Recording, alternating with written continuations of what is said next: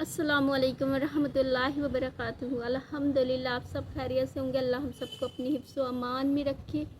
देखिए, हर इंसान को पता होता है कि उसके अंदर क्या बुराई है और क्या अच्छाई है, इसलिए किसी के बुरा कह देने से आप बुरे नहीं हो जाते।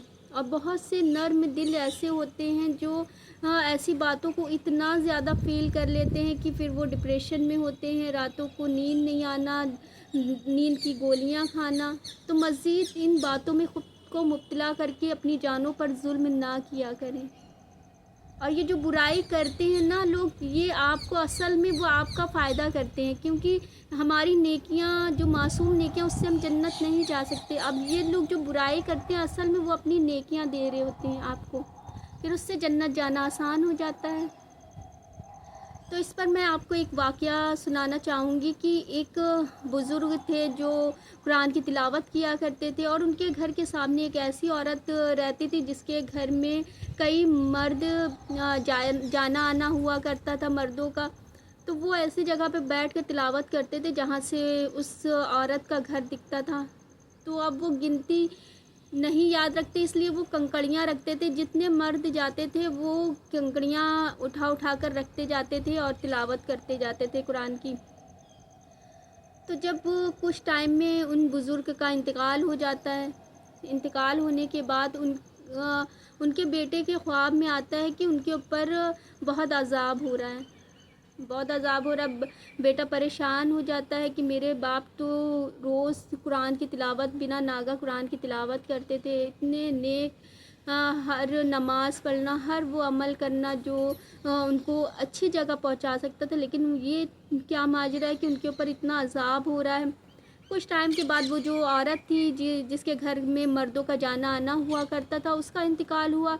तो उनके बेटे ने ख्वाब में देखा कि वो बहुत अच्छी जगह है, बहुत अच्छी जगह है, बहुत सुकून से वो वहाँ पर है। तो अब बेटे को और फ़िक्र हो गई कि ये क्या माजरा है, जो औरत इतनी मतलब बुरी, उसके घर में कई मर्दों का जाना आना हुआ करता था, वो इतनी अच्छी जगह है, और मेरे बाप इतने इबादत गुजार, और वो ऐसी जगह है जहाँ पर उन पर अज़ाब हो रहा है। तो जाते हैं वो मौलाना से बताते हैं अपनी पूरी बात कि ऐसा ऐसा माजरा, मैंने ऐसे ऐसे ख्वाब देखा।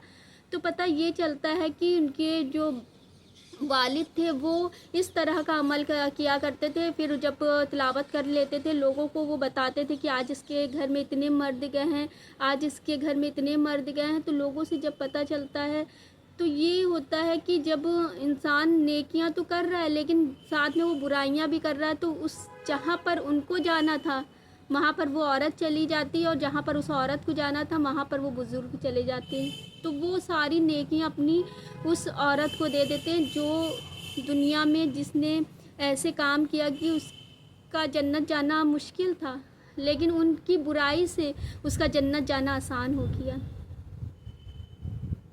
तो जन्नत हमारे लिए बहुत मुश्किल है जाना, लेकिन जब हमारी लोग बुराइयां करते हैं, असल में वो अपनी नेकियां दे रहे होते हैं हमको, और फिर जन्नत में जाना आसान हो जाता है।